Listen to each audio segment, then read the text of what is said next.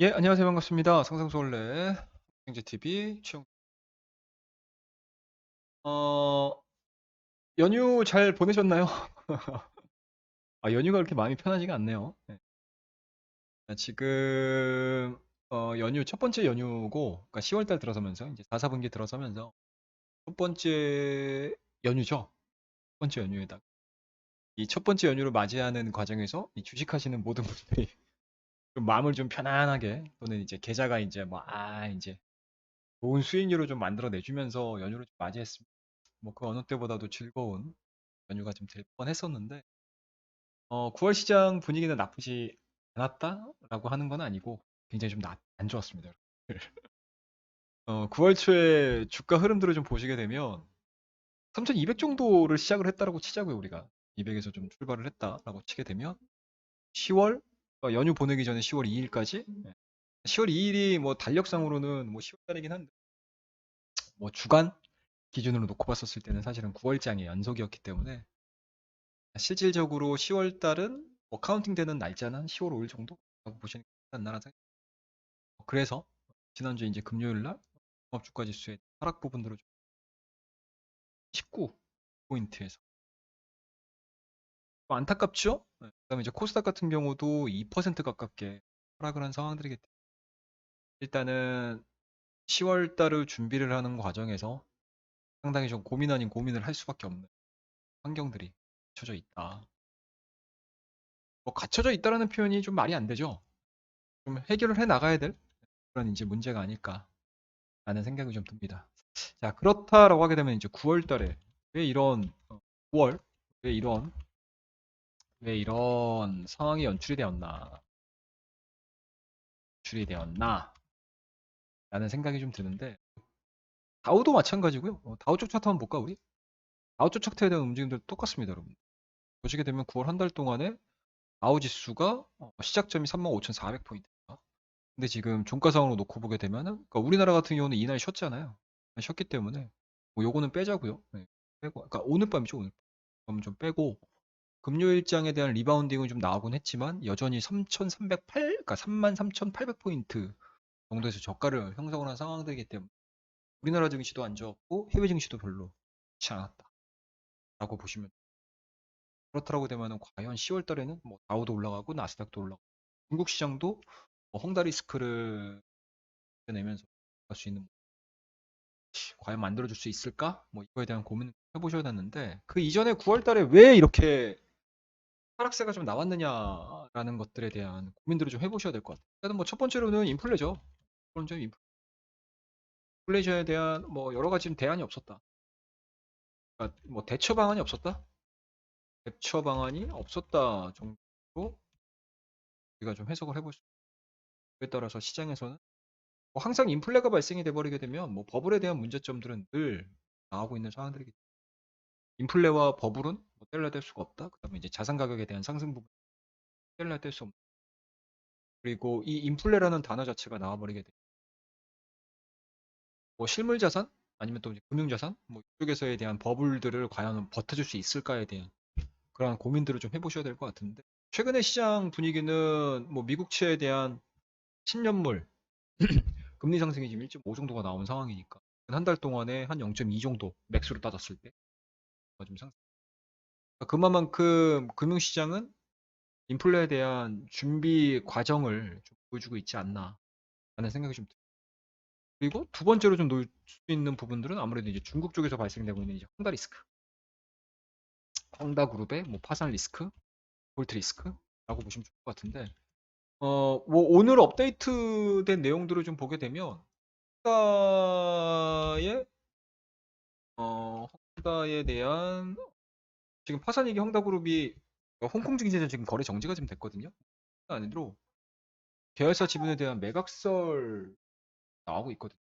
매각설 부분들이 나오고 있고 중국의 제2의 부동산 업체에서 인수를 하겠다라는 부분들 얘기들이 좀 나오고 있는 상황들이기 때문에 일단은 헝다 리스크가 과연 시장 내에서 정상적인 방향으로 좀 해결이 될 수 있을까?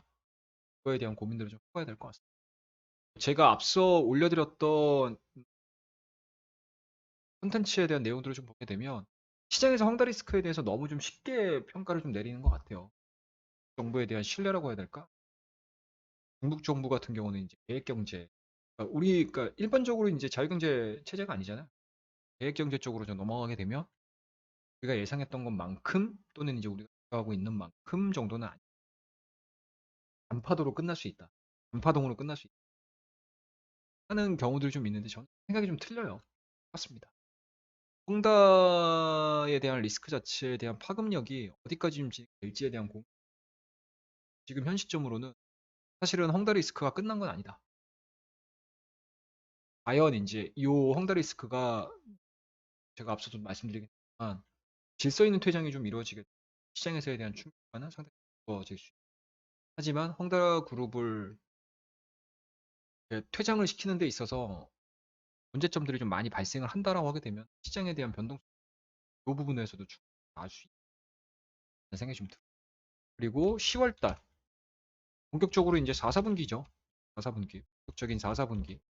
근데 본격적인 4, 4분기에 앞서서 사실은 10월 달 같은 경우는 실적 시즌이에요. 실적 시즌입니다. 실적 시즌에서에 대한 불확실성도 상당히 있죠. 그러니까 지금 코로나가 델타 변이 바이러스가 나오면서 사실은 3분기 자체가 지금 어떻게 보면은 정상적인 산업 활동이 이루어지지 않은 소비 활동이 이루어지지 않 그러한 소비 활동이 이루어지지 않았던 부분들이 미국의 뭐 경제 발표라든지 그러니까 경제 지표 발표라든지 이런 부분들 그대로 여실히 드러났었거든요. 여실히 드러난 상황들이기 때문에 사실은 현재 주가가 올라가는 과정에서 현재 각 기업들의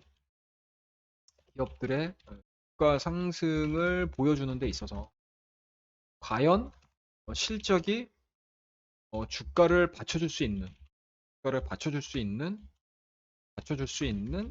실적을 만들어낼 수 있을 것이냐 실적을 발표를 할 수 있을 것이냐 뭐 이거에 대한 불안감들이겠죠. 당연히 나올 수 있는 거예요.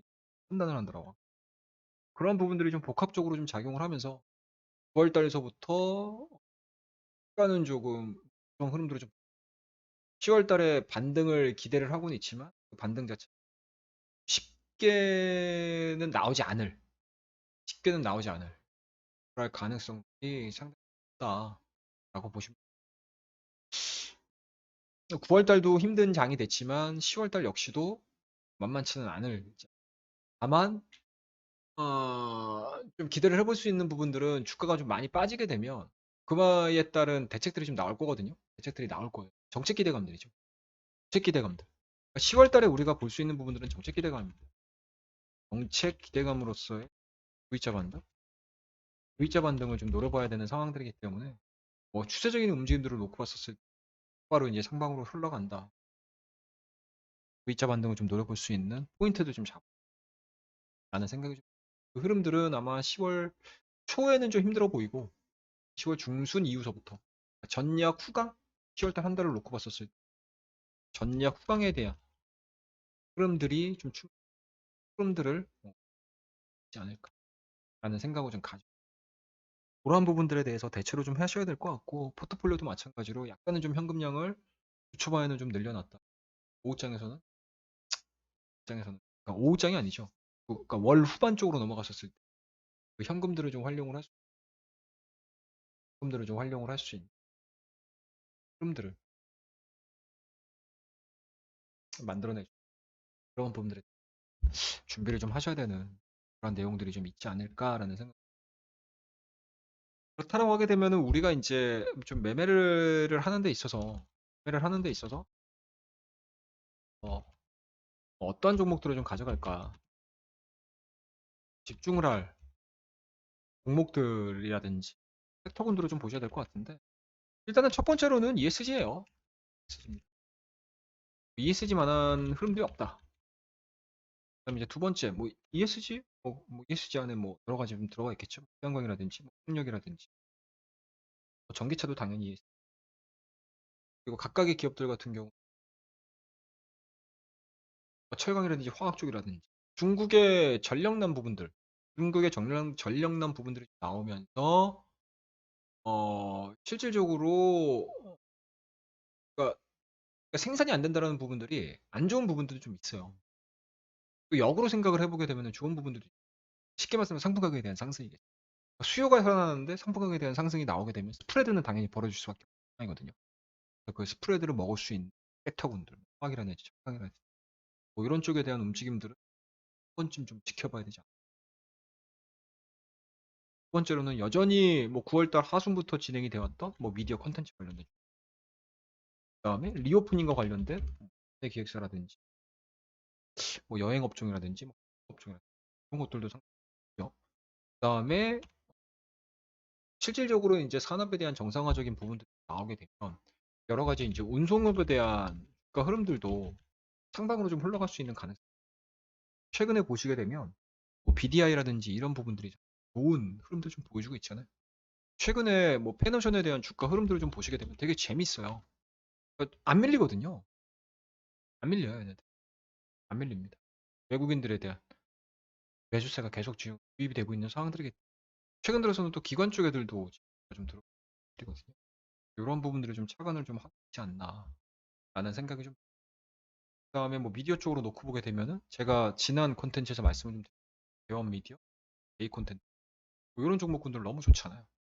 여전히 좀 기대감들을 주고 콘텐츠에 대한 스토리지 자체는 너무나 지금 좋아지고 있는 상황들이기 때문에 아마 요 경쟁력, 그러니까 국내 제작사들에 대한 경쟁력 자체, 그리고 그러니까 뭐 미디어 콘텐츠를 판가라고 이야기하면 좀 그렇긴 한데 판매 단가, 단가라고 해야 되나? 공급 단가로 아니면 이제 뭔가 이제 협상에 대한 경쟁력 자체가 살아나는, 협상에 대한 경쟁력 자체.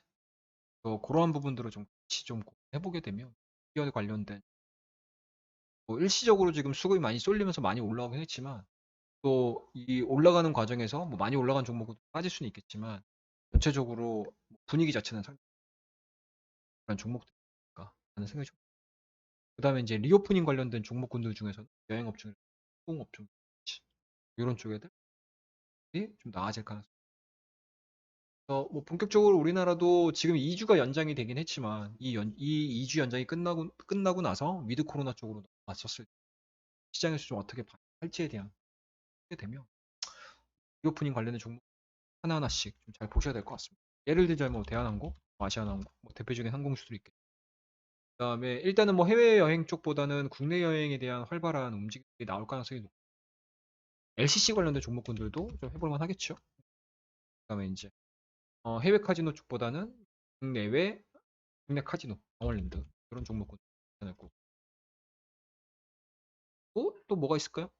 뭐가 있을까? 그다음에 이제 의류 소비, 특히 이제 애슬레틱, 운동복 쪽으로 보셔야 될 것 같습니다. 브랜드 엑스 코퍼레이션, 뭐 한세실업은 뭐 의류라고 하고요. 화승엔터, 화승인더 뭐 이런 애들 보시면 좋을 것 같고 골프 좀 여전히 뭐 좋은 흐름도 좀 보여주고 있지 않습니까? 그다음에 이제 용평 리조트라든지 종목군들 좋은 흐름들을 좀 보여줄 가능성이 높기 때문에 그러한 종목군도 좀 지켜보자라고 보시면. 또 하나 좀 신경 써서 이제 테마적인 부분들을 좀 놓고 보게 되면 이제 누리호 발사죠, 누리호 발사. 누리호 발사인데 이 누리호 발사 같은 경우는 대표적인 종목군들이 상당히 좀 많아요. 맞습니다. 뭐 예를 들자면 어떤 게 좀 있을까? 대표적으로 이제 한국항공 우주가 있을 거고, 그다음에 뭐 한국항공 우주 같은 경우 보시게 되면 9월달 한 달 내내 뭐 주가와는 좀 역방향에 대한 움직임, 그런 것들은 뭐 그만큼 이제 모멘텀들이 좀 살아 있고 정확한 일정 자체가 좀 남아 있는 상황들이기 때문에 시장이 만약에 좀 약세 쪽으로 좀 흘러간다라고 하게 되면 이런 종목군으로 주가에 대한 기대치들이 반영이 될 가능성이 높다. 하나 에어로스페이스 하겠죠. 그다음에 뭐 또 하나 볼 수 있는 하나 시스템 자연스럽죠, 당연히. 라든지 트랙 아이라든지 AP 위성도 위성 위성 괜찮습니다. 그다음에 뭐 인텔리안 테크 뭐저 저고도 위성이죠. 저고도 관련된 하나 쪽인데 최근에 좀 얘기가 좀 많이 나오고 있습니다. 인텔리안 테크. 이제 아이폰 5G 같은 경우도 저 궤도 항공위성과 관련해가지고 통신망을 되고 있는 상황들이기 때문에 시장에서 이렇게 이제 관심 그런 기술력이어서 인텔리안 테크도 이 적어도 저궤도 위성 쪽으로 했었어요. 하나 쪽으로 기술력이 있는 시장에서 좀 가까운 좀 성이 좋지 않을까. 그런 부분들이 주가에 좀 많이 좀 되고 있는 거. 이와 관련된 좀 보자라는 말씀 좀 할게요. 이렇게 보시면 좋고. 뭐 딱 이제 5월 달에는 뭐 이거는 진짜 두리뭉실하다. 제가 지금 마지막 다섯 번째로 좀 말씀드릴 수 있는 매매 방법은 되게 두리뭉실하죠. 실적주. 실적주. 실적주 매매죠. 참 이건 말하면서도 제가 부끄럽네. 예. 실제가 어떻게 나오는지 어떻게 알고 그죠? 컨센이 좀 나올 거예요. 삼성전자가 요번 줄줄이 이제 대형 기업들에 대한 실적 발표가 좀 나올. 실적 발표들은 하나하나씩 좀 뜯어보셔야 돼요. 찾아가시면서 그러니까 좀 부지는 떨어져야 돼요. 부지런을 떨어야 돼. 이거는 진짜 노가다예요, 노가. 진짜로. 금맥해듯이 그냥 하나하나씩 일일이 다 두드려 보면서 딱 실적주들 그리고 주가가 조금 단기간에 좀 많이 올라와 있는 종목 하셔야 되겠죠. 하셔야 될 것 같고. 그다음에 약간은 요거는 좀 디테일한 부분들이긴 한데 뭐 최근에 폴더블 관련된 종목군들이 9월 중순에 한 차례 정도 급했다가 좀 거의 다 지금 밀린 상황이거든요. 근데 요번 3분기 실적에 대한 발표가 좀 어떻게 그러니까 지금 폴더블 관련된 종목군들이 다 안 좋았거든요. 제가 좋았는데 요번 이 폴더블에 대한 성공적인 시장의 안착으로 인해 실적이 어느 정도까지 이제 레벨업이 되느냐. 그리고 그 레벨업에 대한 기대치들이 4, 4분기뿐만 아니고 2020년도, 2022년도에 대한 효과까지 좀 끌어오게 되면 바닥을 만들어내주고 폴더블 관련주들에 대한 실적 부분들 요거는 실적주 매매에서 보여야 되겠다. 이렇게 좀 보시면 그다음에 제가 좀 설명을 좀 드리지 못했던 ESG 관련된 종목 뭐 저희도 ESG 관련된 종목군을 많이 매매를 했어요 지금 많이 매매를 하고 있고 많이 지금 가져가고 있는 상황들이기 때문에 이 부분들에 대한 이야기들은 재미있을 것 같아요. 태양광, 풍력 그리고 요게 이제 시대의 흐름이거든요 사실 ESG 관련된 내용들은 사실은 시대의 흐름이다. 그러니까 이게 제가 안에 있는 내용들까지 얘기를 하게 되면 사실은 이 ESG가 굉장히 조금 최근 들어서 갑자기 이제 뜨거워지는 거잖아요. 근데 작년서부터 지금 하다가 이제 최근 들어서 더 강력한 그런 이제 포인트들을 좀 만들어내고 있는 상황인 겁니다. 한간에서는 이제 중간에서 나오는 이야기는 만약에 중국 주기가 됐든 뭐 어디가 됐든 ESG 같은 쪽으로 지금 몰고 가고 있는 상황들이어서 우리가 2021년도를 마무리를 하면서 자리 잡을 가능성이 탄소 쪽이라든지 탄소 배출지 태양광 쪽이라든지 풍력 쪽이라든지 하나의 카테고리들을 잘 설정을 하셔가지고 재미있게 좀 매매를 OCI 같은 경우는 엄청나게 움직이죠. OCI가 움직이게 되면 뭐 자연스럽게 태양광 쪽에 대한 하부에 깔려있는 종목군들이 되게 많거든요. 그런 종목들 끌어올려 보자. 풍력 같은 경우는 몇 종목 CS 윈드 같은 경우는 지난주에 9% 정도가 좀 빠졌죠. 실적에 대한 우려감. 근데 어느 정도 주가가 좀 빠지게 되면 충분히 저가 매수할 수 있는 충분히 저가 매수 그러한 이제 저점 구간들을 좀 타진해 볼 수 있고 저점 구간들을 좀 노려볼 수 있는 CS 베어링, 뭐 동구 SAC, SKDND. SKDND는 거래량이 좀 적. CS 윈드 그런 애들 있지 않을까? 라는 생각이 그런 것들에 대해서 관심 있게 좀 지켜보시면 좋겠습니다. 그다음에 이제 중국의 뭐 부채 한도 부분들도 좀 있는데 뭐 그거는 뭐 여러 번 경험들을 좀 해보셔서 아시겠지만 부채 한도는 셧다운되는 거 뭐 언제까지 뭐 그 속임수에 우리가 놀아나겠습니까? 지수가 하락하는 뭐 부채 한도로 인해서 셧다운으로 인한 지수에 대한 하락 부분들은 사실은 매매 관점으로 놓고 사람들 오히려 매크로적인 부분들에 대해서 신경을 더 많이 쓰자 인플레, 펑다, 그다음에 실적, 그다음에 10월 중순 시장에서 어떤 정책적인 발언 라는 부분 그 부분들을 좀 놓고 주가에 대한 V자 반등을 뭐 제가 이 시간을 통해 예측을 할 수는 없겠지만 그러니까 타이밍들을 잡을 수 있는 시그널들이 좀 나와 것을 좀 매매를 한번 해보자. 10월 달 자체가 쉽지 않은 장이 되긴 할 텐데 10월 장이 쉽지 않은 장이 할 텐데 많이 진짜 매매하시면서 또 장을 보시면서 어이 이 뭐야 이러면서 막 승질도 나고 화도 나고 부락불부락 막 하는 경우 아시겠지만 그런 거에 좀 초연하시면서 앞서 말씀드렸던 공식적인 기대감들이 나올 수 있는 그런 이제 시장 흐름들을 예측을 한번 해보자 개념으로 했습니다. 뭐 특별한 내용들은 뭐 준비들은 좀 잘 했으면 좋겠고 너무 어렵게만 보지 말자. 너무 어려워요. 그래서 힘내시고 이거 좀 빠진다고 뭐 3,000포인트 막 빠졌다고 해서 뭐 끝났어라고 생각하지 마시고 3,000포인트 밑에서 내가 다시 잡을 수 있는 내가 다시 한번 또 기회들을 좀 만들어내갈 수 있는 10월달 습니다. 자, 오늘 말씀드렸던 내용들 참고가 되셨으면 좋겠고요. 오늘은 여기까지. 다음에 뵙도록 하겠습니다. 감사합니다.